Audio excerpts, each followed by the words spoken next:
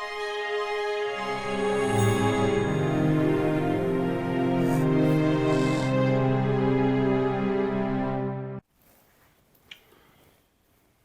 friends, good morning.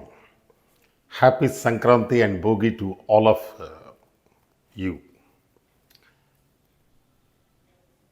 ఈరోజు ఒక చిన్న వీడియో చేయబోతున్నాను. అది మీకు చాలా ఇంపార్టెంట్. మనం డైలీ చేసే తప్పులే. Spoken English and competitive English రెండిట్లో కూడా మనం చేసే తప్పులే. ఫర్ ఎగ్జాంపుల్, అతడు మా ఇంగ్లీష్ టీచరు అని చెప్పడానికి మనం ఏమంటాం? హీఈస్ అవర్ ఇంగ్లీష్ టీచర్ అంటాం కదా. హీఈస్ అవర్ ఇంగ్లీష్ టీచర్ అంటే ఏంటి? తప్పు. ఆయన టీచరే, కానీ ఇంగ్లీష్ టీచర్ అంటే he belongs to English community or he belongs to an English country or a Western country or an English speaking country. So he is our English teacher, he is our English lecturer, he is our English professor. ఇవన్నీ కూడా చాలా wrong అనమాట అవి మనం మాట్లాడేవి. So మరి వాటికి ఏమనాలి? He's our English teacher కాదు, తప్పు. He's our teacher of English అనాలి. ఓకే. అలాగే హీఈస్ అవర్ ఇంగ్లీష్ ప్రొఫెసర్ కాదు, he's our professor of English అనాల్సి ఉంటుంది. అలాగే హీఈస్ అవర్ ఇంగ్లీష్ లెక్చరర్ కాదు, అంటే ఇంగ్లీష్ దేశానికి సంబంధించిన లెక్చరరు, ఆయన ఇండియా కాదు అని అర్థం వస్తుంది. సో ఏమనాలి? He's our lecturer in English. అలాగే సో లీస్ట్ ఏంటి టీచింగ్లో? టీచర్. హైయెస్ట్ ఏంటి? ప్రొఫెసర్. సో ఈ రెండిటికి కూడా ఆఫ్ చేర్చి మాట్లాడాలి. ఇంగ్లీష్ టీచర్, ఇంగ్లీష్ ప్రొఫెసర్ అనకూడదు. ఏమనాలి? He's our teacher of English. అలాగే he's our professor of English. Okay friends. అలాగే least teacher and highest professor, ఈ రెండిటికి మధ్యలో రెండు స్టేజెస్ ఉంటాయి. లెక్చరర్ అండ్ రీడర్ అని చెప్పి ఉంటుంది. So lecturer, he's our English lecturer అనకూడదు. He's our lecturer in English.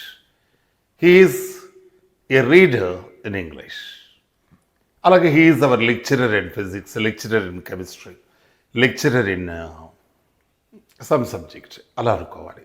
So professor of, he's our English professor, he's our Sanskrit professor, he's our Sanskrit lecturer, లేకపోతే he's our physics teacher, teacher of physics. So అలా అనాల్సి ఉంటుంది. Okay friends. అలాగే మనం letter రాసేటప్పుడు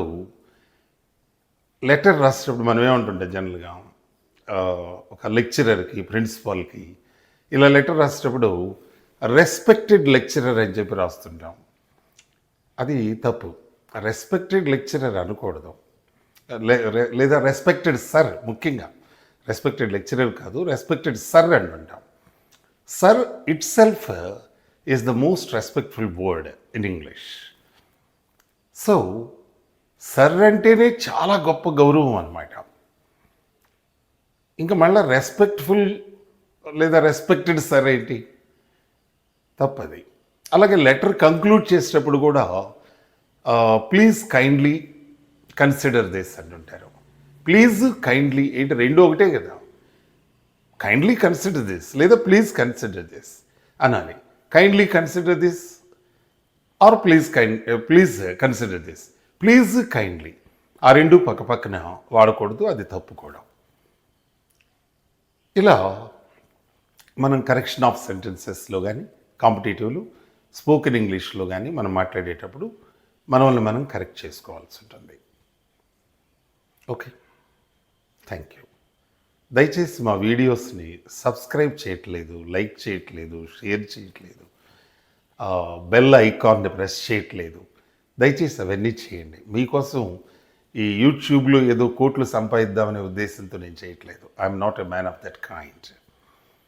I want to share my subject to the society. Otherwise I will become a despicable miser of knowledge. ఇందులో డబ్బులు it's not, I need not work for money. why I have started this channel is only to share my knowledge. The society has given me something. I have to return that with such an addition possible, so that I am doing these videos not for money or something or for more views.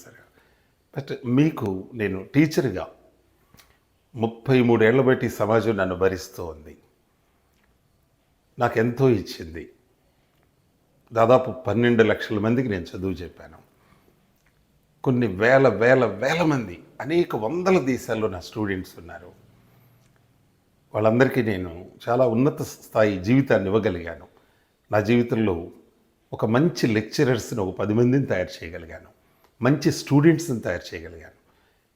Only with my speech, with my motivation and everything. కాబట్టి మీ అందరికీ నా subject చేరాలి అనే ఉద్దేశంతో ఇవన్నీ చేస్తున్నాను తప్ప, అందువల్ల లైక్ చేశారనుకోండి, దానివల్ల మీకు నష్టం ఏంటి? షేర్ చేశారనుకోండి, నష్టం ఏంటి? నలుగురికి సబ్జెక్ట్ అందించిన వాళ్ళు అవుతారు కదా. అలాగే నేను చేసే ప్రతి వీడియో కూడా మీకు రావాలంటే ఆ బెల్ ఐకాన్ నొక్కండి. Please share. Okay, thank you.